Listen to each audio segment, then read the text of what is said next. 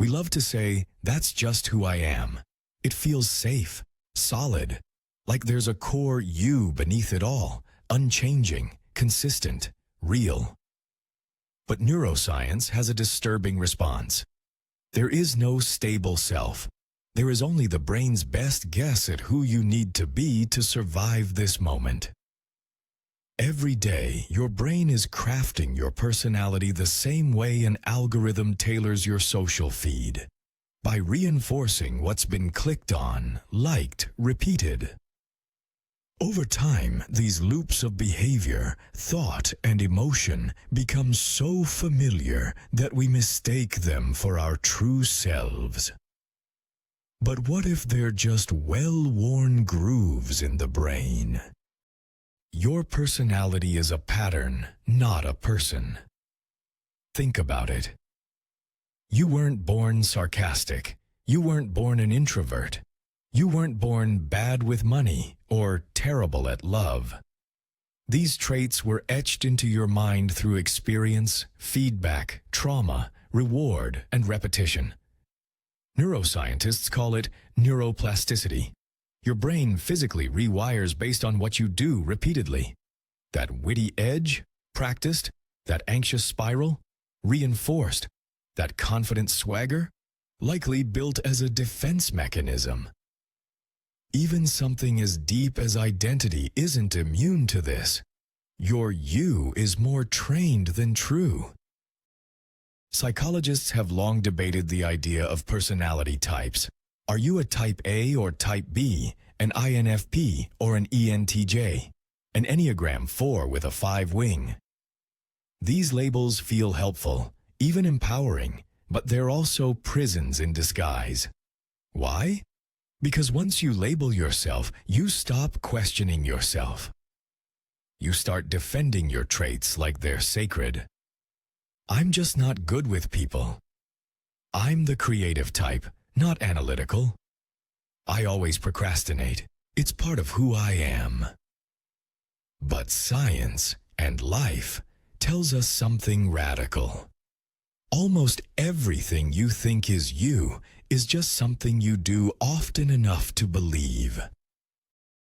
Your brain isn't trying to help you find your authentic self.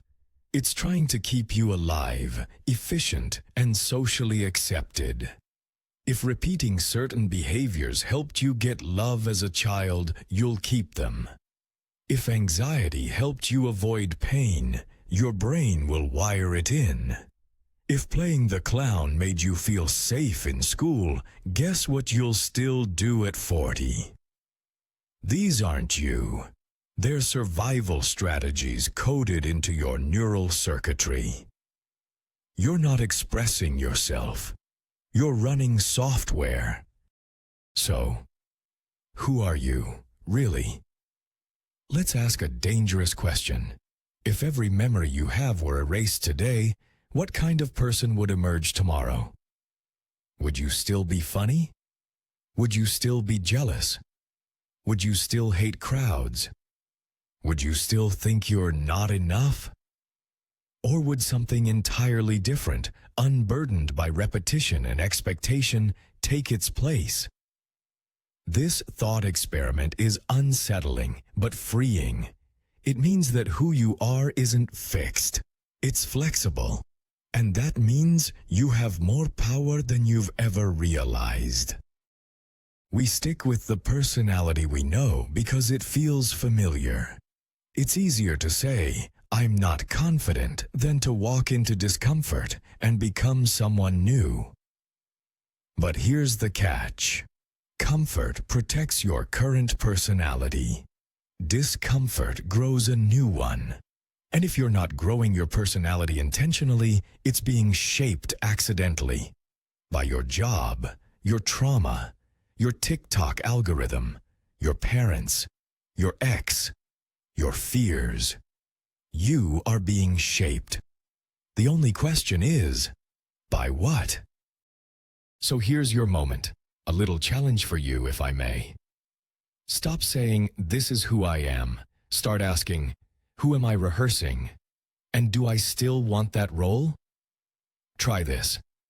Speak in a tone you've never used before. Say no when you usually say yes. Enter a space you usually avoid. Dress differently. Sit differently. Respond instead of reacting. Question every default reaction like it's a script someone else wrote. And then notice what happens. Not just outside, but inside.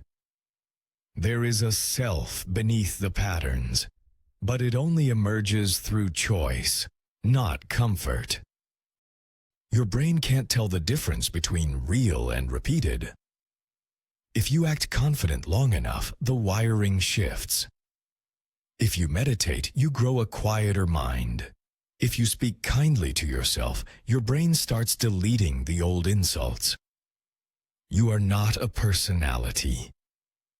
You are a process.